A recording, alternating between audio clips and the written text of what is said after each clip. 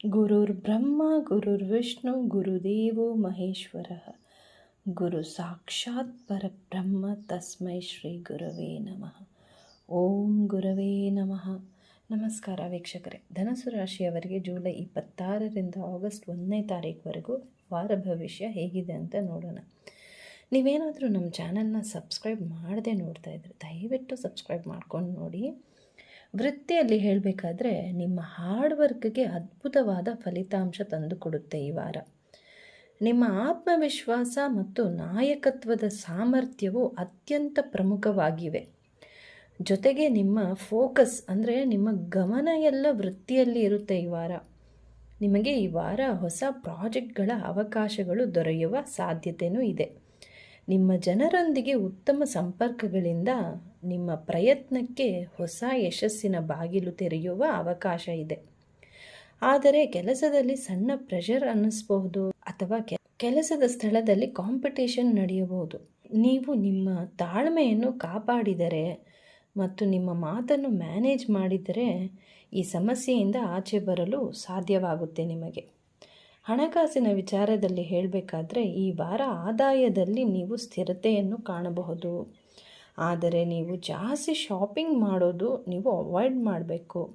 ಅನಗತ್ಯ ಖರ್ಚನ್ನು ಕಮ್ಮಿ ಮಾಡಿ ನೀವು ಶ್ರಮಿಸಿದ ದುಡ್ಡನ್ನು ವೇಸ್ಟ್ ಖರ್ಚು ಮಾಡದೆ ಉಳಿತಾಯ ಮಾಡೋದು ನೀವು ಒಳ್ಳೆಯದು. ಕುಟುಂಬದ ವಿಚಾರ ಹೇಳಬೇಕಾದ್ರೆ ವಾರದ ಆರಂಭದಲ್ಲಿ ನಿಮ್ಮ ಮಾತುಗಳು ತುಂಬಾ ಸ್ಮೂತಾಗಿರುತ್ತೆ. ಅದರಿಂದ ಪ್ರೀತಿ ಪಾತ್ರರ ಜೊತೆಗೆ ಬಂಧ ಇನ್ನೂ ಗಟ್ಟಿಯಾಗುತ್ತೆ. ಆದರೆ ವಾರದ ಮಧ್ಯದಲ್ಲಿ ನಿಮಗೆ ಏನೋ ಯೋಚನೆ, ಸ್ವಲ್ಪ ಒಂಟಿಯಾಗಿರಬೇಕು ಎಂದು ಅಂದ್ಕೊಳ್ತೀರಾ ಮತ್ತು ಸಂಗಾತಿಯ ಜೊತೆ ಯಾವುದೇ ತಪ್ಪು ತಿಳುವಳಿಕೆಗಳನ್ನು ಮಾಡುವುದನ್ನು ನೀವು ಅವಾಯ್ಡ್ ಮಾಡಬೇಕು. ನೀವೇ ಮನಸ್ಸಿನಲ್ಲಿ ಏನೋ ಒಂದು ಊಹೆ ಅಂದರೆ ಅಸಂಪ್ಷನ್ ಮಾಡ್ಕೊಂಡು ಬಿಡ್ತೀರಾ. ಆದರೆ ನೀವು ಏನು ಮಾಡಬೇಕು, ಹಾನೆಸ್ಟಾಗಿ ಸ್ಪಷ್ಟವಾಗಿ ಮಾತನಾಡಿ ಬಗೆಹರಿಸ್ಕೊಳ್ಬೇಕು. ಅಂದ್ಕೊಳ್ಳೋದಕ್ಕಿಂತ ಏನಿದೆಯೋ ಡೈರೆಕ್ಟಾಗಿ ಕೇಳಿ ತಿಳ್ಕೊಳ್ಳೋದು ಒಳ್ಳೆಯದು.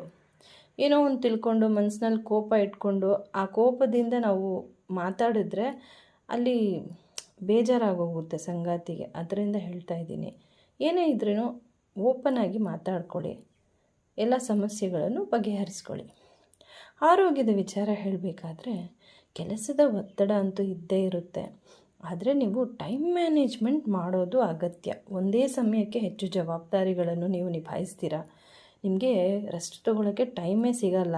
ಆದರೆ ನೀವು ಏನು ಮಾಡಬೇಕು, ಇಷ್ಟು ಟೈಮು ಕೆಲಸಕ್ಕಂತ ಟೈಮ್ ಟೇಬಲ್ ಮಾಡಿಕೊಂಡು ಇನ್ನು ರೆಸ್ಟ್ ತೊಗೊಳ್ಳೋಕ್ಕೆ ಅಂತ ಒಂದು ಟೈಮ್ ಫಿಕ್ಸ್ ಮಾಡ್ಕೊಂಡ್ಬಿಡ್ಬೇಕು. ಆ ಟೈಮ್ವರೆಗೂ ನೀವು ಕೆಲಸ ಮಾಡಿ ಮಿಕ್ಕಿದ ಟೈಮಲ್ಲಿ ನೀವು ರೆಸ್ಟ್ ತೊಗೋಬೇಕು. ಅದರಿಂದ ವಾರದ ಅಂತ್ಯದಲ್ಲಿ ಹೆಚ್ಚು ಆಯಾಸ ಆಗುತ್ತೆ ನೋಡಿ. ಜಾಸ್ತಿ ಕೆಲಸ ಮಾಡಿ ವೀಕೆಂಡಲ್ಲಿ ಫುಲ್ಲು ಆಯಾಸ ಮಾಡ್ಕೊಂಡ್ಬಿಡ್ತೀರ. ಆದಷ್ಟು ರೆಸ್ಟಿಗೆ ನೀವು ಆದ್ಯತೆ ಕೊಡಬೇಕು. ಫ್ರೆಂಡ್ಸ್ ಅಂತ ಜಾಸ್ತಿ ಹೊರಗಡೆ ಇರದೆ ಸ್ವಲ್ಪ ನಿಮಗೋಸ್ಕರ ಅಂತ ನೀವು ಟೈಮ್ ಕೊಡಬೇಕು. ನಿಮ್ಮ ಆರೋಗ್ಯವನ್ನು ನೀವು ಕಾಪಾಡ್ಕೋಬೇಕು. ವಾಕಿಂಗು, ಯೋಗ, ಎಕ್ಸಸೈಸು ನಿಮಗೇನು ಈಸಿ ಆಗುತ್ತೋ ಅದನ್ನು ಮಾಡಿ. ಒಟ್ಟಿನಲ್ಲಿ ಫಿಸಿಕಲ್ ಆ್ಯಕ್ಟಿವಿಟಿ ನೀವು ಕಂಪಲ್ಸರಿ ಪ್ರತಿದಿನ ಮಾಡಲೇಬೇಕು. ಮತ್ತು ಆರೋಗ್ಯಕರ ಆಹಾರವನ್ನು ನೀವು ಸೇವನೆ ಮಾಡಬೇಕು. ಪರಿಹಾರ ಬಂದು ನಿಮ್ಮ ರಾಶ್ಯಾಧಿಪತಿ ಗುರು ಅಸ್ತನಾಗಿದ್ದಾನೆ. ಸೂರ್ಯ ಹತ್ತಿರ ಬಂದಿರೋದ್ರಿಂದ ಪ್ರತಿ ಗುರುವಾರ ಗುರು ದರ್ಶನ ಮಾಡ್ಕೊಳ್ಳಿ ಮತ್ತು ಗುರು ಮಂತ್ರವನ್ನು ಹೇಳ್ಕೊಳ್ಳಿ. ಮತ್ತು ಬಡವರಿಗೆ ಕಡಲೆಬೇಳೆಯನ್ನು ದಾನವಾಗಿ ಕೊಡಿ. ಮತ್ತು ಪ್ರತಿದಿನ ವಿಷ್ಣು ಸಹಸ್ರನಾಮ ಸ್ತೋತ್ರವನ್ನು ಪಠನೆ ಮಾಡಿ ಅಥವಾ ಕೇಳಿಸ್ಕೊಳ್ಳಿ. ಒಳ್ಳೆಯದಾಗುತ್ತೆ. ಧನ್ಯವಾದಗಳು.